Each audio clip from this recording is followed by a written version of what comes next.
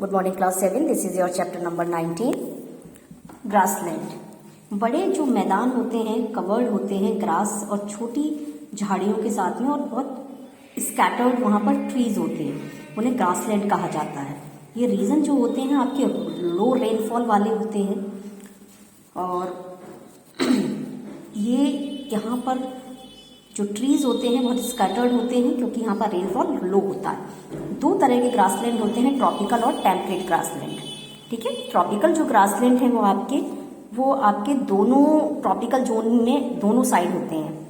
ठीक है, rain forest के अफ्रीका है, सूडान है, केन्या है, उगांडा है, तंजानिया है, जाम्बिया है, अंगोला, चाड, वेनेजुएला और आपका नॉर्दर्न ऑस्ट्रेलिया में। ज़्यादातर पार्ट ग्रासलैंड के जो होते हैं वो टॉल और कोर्स ग्रास से ढके हुए होते हैं, लेकिन यहाँ पर स्कैटर्ड छोटे ट्रीज भी देखे जा सकते हैं इस रीजन में। इसका गुड एग्जांपल जो है वो आपका बाओबाब ट्री है जो कि बॉटल की तरह दिखता है। बहुत सारे पार्ट जो होते हैं ग्रासलैंड के ग्रेजिंग और फार्मिंग के लिए इस्तेमाल किए जाते हैं, जैसे सवाना जो ट्रॉपिकल ग्रासलैंड है अफ्रीका का, वो गुड ग्रेजिंग है आपका वाइल्ड एनिमल के लिए, लाइक जेब्रा है, डियर है, जिराफ है, एलिफेंट है, उसके लिए।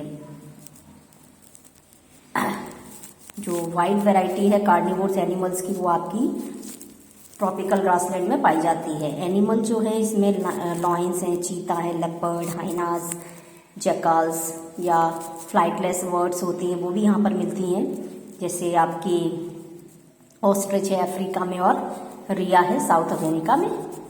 फिर आता है टेम्परेट ग्रासलैंड। जो टेम्परेट ग्रासलैंड है वो आपके इंटीरियर में पाई जाती है कंटिनेंट्स के मिड लैटिट्यूड पर। ये रीजन जो है एडिक्वेट रेनफॉल यहाँ पर नहीं होती है और जिस वजह से ट्री की ग्रोथ नहीं होती है। शॉर्ट ग्रासेस होती हैं यहाँ पर, कुछ स्कैटर्ड ट्रीज होते हैं जैसे विलो है, अल्दर है, पॉपुलर है।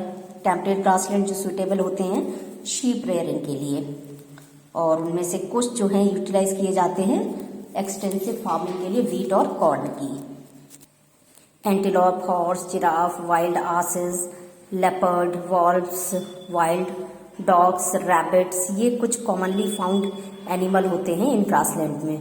ठीक है, मार्सुपिलास और आपका फ्लाइटलेस बर्ड एमू जो है ऑस्ट्रेलिया की, इन्हीं ग्रासलैंड्स में पाई जाती हैं। फिर आता है डेजर्ट वेजिटेशन। डेजर्ट जो होता है उन रीजन में होता है जहाँ पर रेनफॉल बहुत लो होती है। हॉट डेजर्ट जो है वो डेवलप होते हैं ट्रॉपिकल सब ट्रॉपिकल रीजन में, वेस्टर्न मार्जिन ऑफ कंटिनेंट में। इसमें जैसे सहारा डेजर्ट है, नॉर्थ अफ्रीका का कालाहारी डेजर्ट, साउथ अफ्रीका का आटाकामा और सोनोराम डेजर्ट, ग्रेट ऑस्ट्रेलियन डेजर्ट है और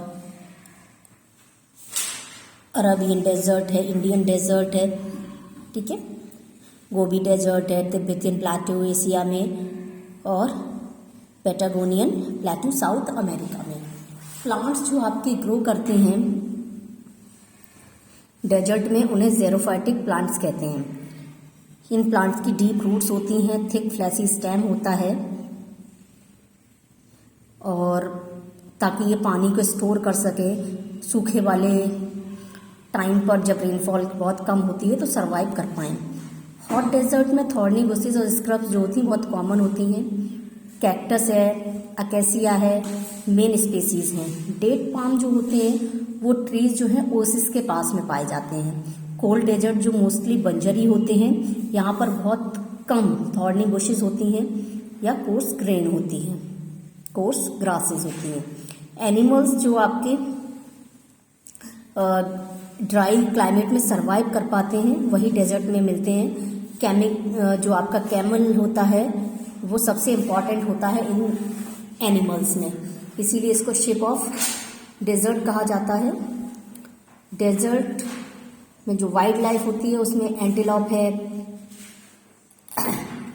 गजल्स हैं, वाइल्ड आसेस हैं, hares, rodents, desert foxes, hyenas, snakes, lizard और अलग अलग तरह के इंसेक्ट पाए जाते हैं। याक जो है वो आपका कोल्ड तिब्बतियन प्लेटू में पाया जाता है। द वेजिटेशन जो होता है टुंड्रा वेजिटेशन, तो टुंड्रा में जो वेजिटेशन होता है ये आपका जो रीजन है नॉर्थ ऑफ आर्कटिक सर्किल में होता है, इसे टुंड्रा वेजिटेशन कहते हैं। ये एक्सटेंड होता है north part of Canada, Alaska, southern Greenland and northern part of Eurasia में, और इसका बॉर्डर लगता है आपका आर्कटिक ओशियन में। एक्सट्रीमली कोल्ड क्लाइमेट होता है यहाँ पर, और किसी तरह का कोई भी प्लांट यहाँ पर नहीं उगता है। कुछ स्टर्न ट्रीज होते हैं लाइक विलो, बेर्च और एल्डर, ये इन एरिया में ग्रो होते हैं।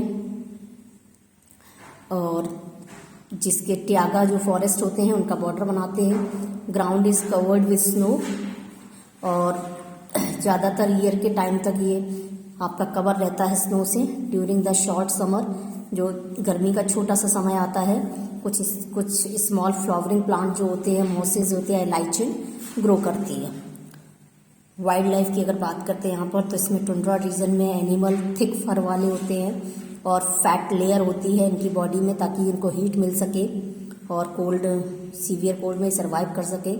मेन लैंड एनिमल जो होते हैं वो रेनडियर है, मस्क है, ऑस्क है, polar wear, polar dogs, foxes, valves, hairs और लेमिंग्स।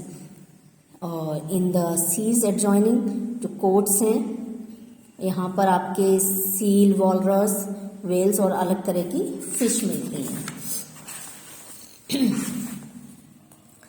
क्लाइमेट जो है उसका ग्रेट इफेक्ट होता है हमारे नेचुरल वेजिटेशन और वाइल्ड लाइफ पर। इस रीजन में प्लांट जो होते हैं और एनिमल होते हैं अपने आप को अडेप्ट करते हैं अपनी फिजिकल सराउंडिंग में सर्वाइव करने के लिए। Living and non living world perfect harmony के साथ को एग्जिस्ट करते हैं। एंशियंट टाइम में मैन जो था ज़्यादातर डिपेंड था वेजिटेशन और वाइल्ड लाइफ पर, लेकिन जैसे जैसे डेवलपमेंट होता गया, साइंस और टेक्नोलॉजी का बहुत सारी जो नीड्स हैं नई नई वो आपकी इमर्ज हुई, और इन नीड्स को फुलफिल करने के लिए मैन ने नेचुरल रिसोर्सेज को एक्सप्लॉइट करना शुरू कर दिया, और काफ़ी हद तक उन्होंने उसको एक्सप्लॉइट किया।